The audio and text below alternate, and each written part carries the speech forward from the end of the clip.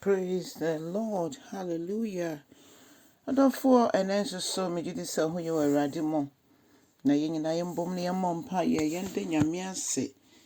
Kase rade ye da wase. Ye hye woni onyama no pain so odi a kye wakra ye so na watwe wie ye mu de yewura na watwe foforo mo. Ye mpa ebo nyina ne so ra Yesu eja ye pa nyina hye won sase. Fa wakwan ne de ye ni mu kan e bibia be ye mu. Na ne ibere yetie wansem wawie no Awurade asam no edi enkan ewo yanamontuo na wotwe nyina mu yeda wase so ama yapomodin wama ye odi enkwan so akyeye yeda wase bebre ewo Jesus Christ din mu na mabompaye. Hallelujah. Adofo me ma wakwa abanan so de ba oti ase sendwumedi so na yafa yakenkan sam Efesofoɔ matinsia nchichemu nsia kosi enwotwe na yede enkron no sopo ebeka ho. Adofumenti Awurade asem ekasafa enkoa ene Awuranom ase nkoa mundi mo asase so Awuranom eni na momfo bo ema omo monsom omo mfiri akomapem se de monsom Kristo na denyina no munye nea eso mo ni enye nea mwankasa mope anase enye se ye hwe mo nko a ana wura no hwe wo nko a na wo ho nko a na wo ye de eye no ni hu a na wo ye de awope o say muni omunye adwuma e wa hokeke mu a munwiinwi ho na afi monkai se Awurade ebehira mo mwaketua ebefiri Awurade nchen na papa bia ye bia no esese so Onyankopɔn ani se ye enkoa se yenye enkoa wasa ka se Awuranom monso munya sahara nso ma monkoa na mo som mo ma monyom keke ma monyom basabasa obi hya wase se bia nye adwuma mpo na oye ama onempo nyame adwuma mu na ohya wase a ne nyina megidi se eka ho bi onyame ka kye ne se yeba Kristo mu a se yen na yedi ebinom so ye adwuma ma obi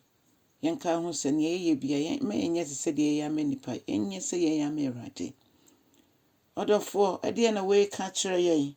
empem bebre ya ye wofie ene ye yetu kwan ye nyina no dodo na ye adwuma ma obi wankasa nso ye wadwuma a omo ehye wase nso omo ewo ne omo nyankita hodie nso Bible ka ho asam se yenkai se ye nyina ye wagya baako a owo soro se de Yesu kire na suafo a yenso yesua okire mo mpaye bono se ka se ye neja a wo soro a ne se mi a mesum o mi a yesum mi o ye nyina ye gya ye baako wo bra ye nyina ya fa Kristo Yesu si Awurade ne ye kra achenkwa odofo esan se yesum nyame a ote ase enti ye mpaebo nyina ne se Onyankopɔn ombedom yen na yentimi free ye mu ade nyina se bebi na wo ye adwuma na openin na ohwe adwuma no so no ebia wagye wedi enti no gya se wa ye wadwuma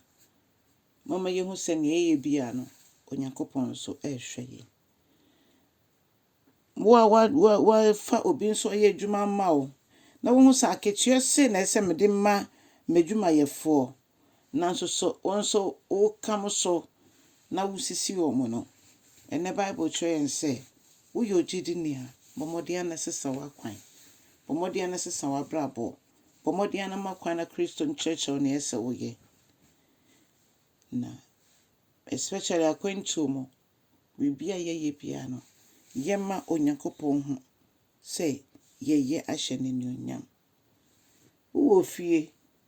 onyame adoma wonnua bi wa kwantu mu wabra odwetire bi fa ye adwuma ana hwe ne dan so ma no ana efe na adwuma bi so ma no no ni ho nti ekwan wo mu nti na fe na uwiewia no kakra na wo ye de awope Onyankopɔn hu ye mobo encha e bia na brantie bi obi gya ne sika ewo kaa mu abrantie de command ne hwe akyede a ye de ema no nokura die nti Onyankopɔn na makwan bebre so ehira brantie